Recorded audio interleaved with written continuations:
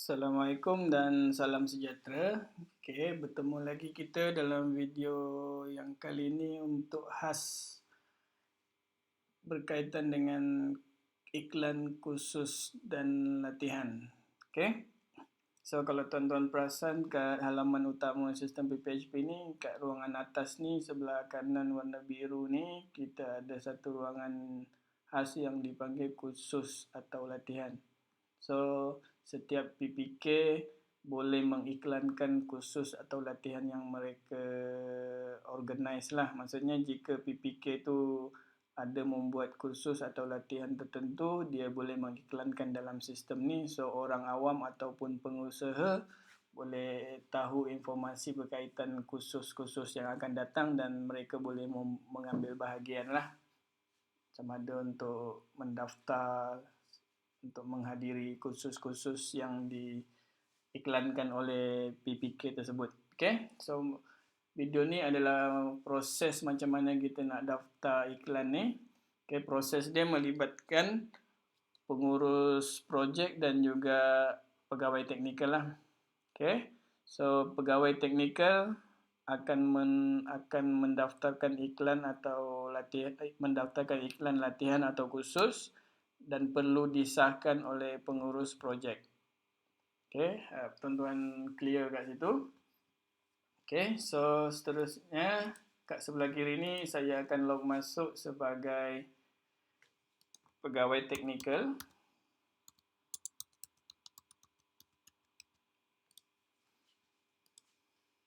Okey, yang ni saya log masuk sebagai teknikal, yang sebelah kanan ni saya akan log masuk sebagai pengurus projek. Okey, ini adalah pengurus projek. Okey, so proses pendaftaran iklan adalah pada menu sebelah kiri ni ada menu submenu iklan latihan dan khusus. So pegawai teknikal ni hanya perlu klik pada menu ni. So ni adalah halaman senarai iklan latihan dan khusus lah. So kalau sebelum ni dah ada mendaftarkan iklan, so akan disenaraikan ke senarai ni. Kalau tiada, dia kosong lah. So data sekarang ni adalah kosong. So kita akan buat satu pendaftaran untuk iklan latihan dan khusus. Okey, langkah seterusnya pegawai teknikal ni hanya perlu klik pada daftar iklan latihan dan khusus. Okey, so langkah seterusnya adalah untuk memasukkan tajuk iklan. Contoh kursus latihan penanaman cili.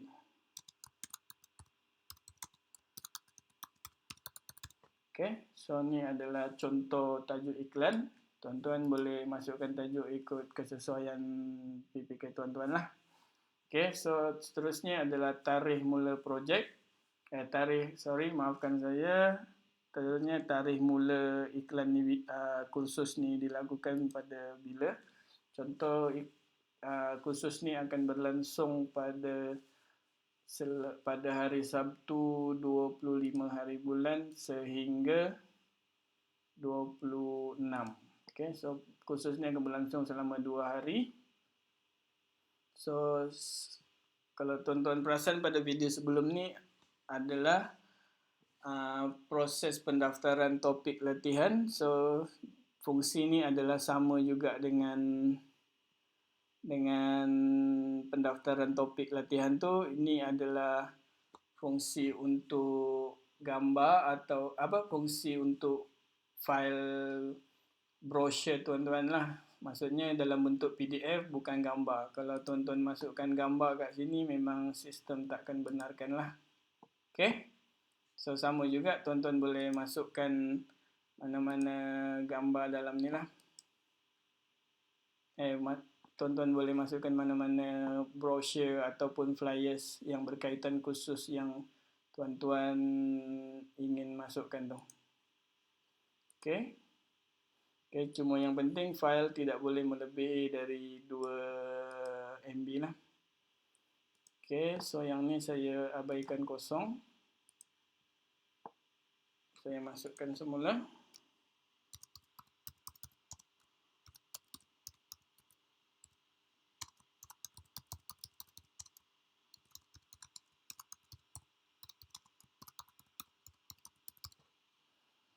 Bermula 25, berakhir 26. So kalau data ni, kalau tuan-tuan ada browser ataupun PDF file, tuan-tuan boleh masukkan. Kalau tak ada, boleh biarkan kosong lah. Okay, sama juga terbitkan atau tidak. Lepas tu tuan-tuan kena masukkan penerangan berkaitan khusus yang tuan-tuan akan adakan ni lah. Okay, sebagai contoh, saya masukkan data berikut ini. Okay, so jika dah berpuas hati, boleh klik daftar lah. Okay, so status dia bila pendaftaran dah berjaya, status dia masih belum disahkan. So tugas terusnya adalah kepada pengurus projek untuk mengesahkan iklan inilah. Okay, so kat sebelah ni pengurus projek. Pengurus projek akan mendapat notifikasi menyatakan pendaftaran iklan baru dilakukan dan perlukan pengesahan. Okay, so boleh klik. Sama juga klik pada notifikasi tersebut ataupun klik pada menu iklan latihan dan kursus ni. Pada senarai ni, dia adalah benda yang samalah. Okay, so langkah seterusnya sama ada buat penolakan ataupun sahkanlah. Okay, kalau penolakan dilakukan, so pegawai teknikal ini pun akan dapat notifikasi lah. Okay, dia pelanggan dan dia boleh buat pengemas kinian. Okay, contoh dia kemas kini.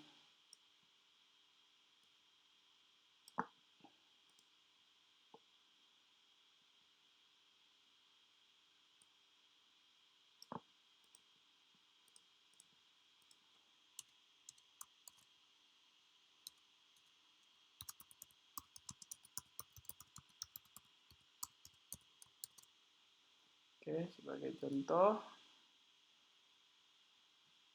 so pengurus projek pun akan dapat notifikasi lagi.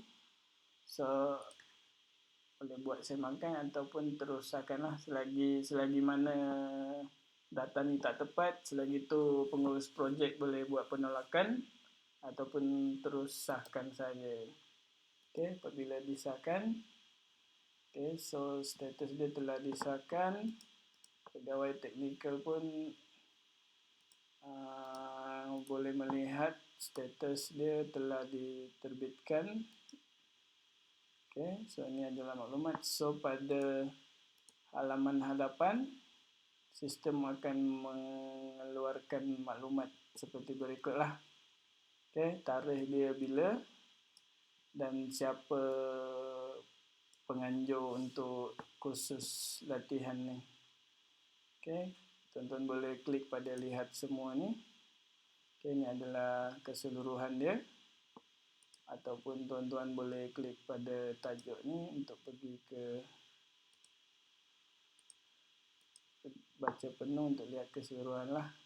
Okay, so kalau file yang tuan-tuan muat naik tadi ada, dia akan keluar kat tepi ni, menyatakan file tu boleh dimuat turun lah. Okay, so ini adalah anjuran dari PPP Kuala Langat untuk tarikh akan datang. So senarai yang akan dipaparkan di sini adalah senarai kursus atau latihan yang akan datang. Bila tarikh 25 ni dah lepas, so sistem tak akan paparkan lagi lah untuk kursus yang diiklankan ini. Okey, itu saja proses pendaftaran.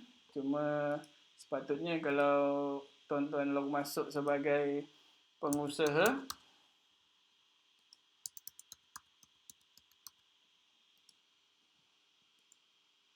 okay, pengusaha pun akan dapat maklumat iklan yang terbaru lah untuk setiap PPK.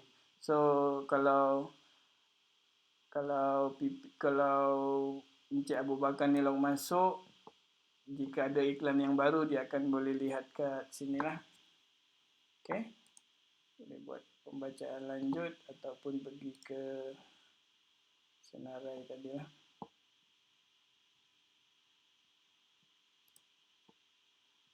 Okey. So, itu saja proses pendaftaran iklan latihan ataupun kursus. Kita berjumpa lagi pada video yang akan datang. Sekian dari saya. Terima kasih.